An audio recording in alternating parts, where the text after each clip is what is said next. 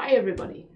In this video I will show you the new functions of the Shopware 6 November release. In November we released the version 6.4.6.0 and the biggest new function of this version is the flow builder.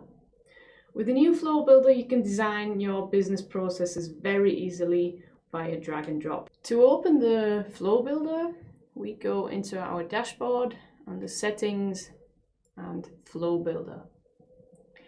What we see here are the already existing flows, and we can straight away see that these are similar to the business events.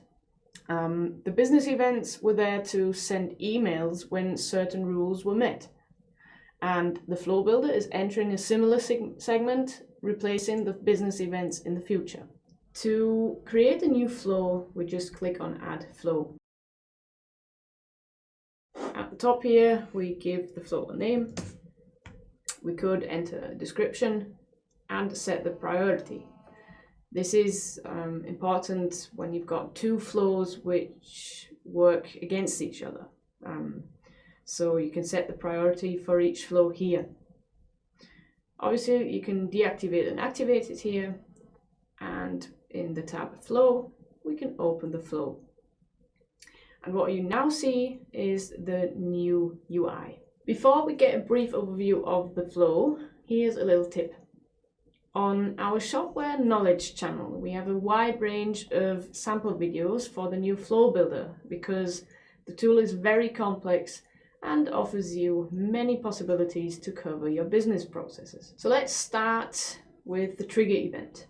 And just like the name says, the trigger event is the event that triggers the flow. To select the trigger, just click on the drop-down menu here and select one of the following triggers. In our case, I'll choose checkout order placed.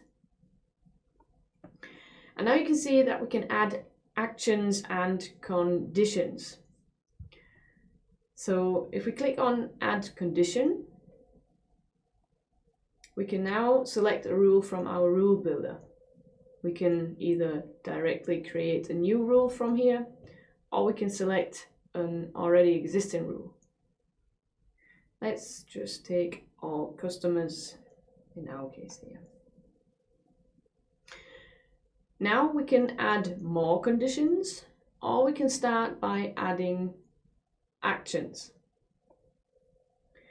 And for example, if we want to set the status after a customer placing an order, we just add the action in the true field and select an action from the drop-down menu. So we click on Set Status and we choose the status for the trigger or for the event being true.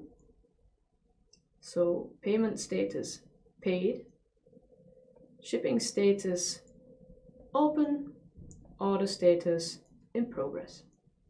And then we can add the action. As I said, that's only a small fraction of what is possible with the flow builder. Take a look at our knowledge channel and get even more ideas for your business processes.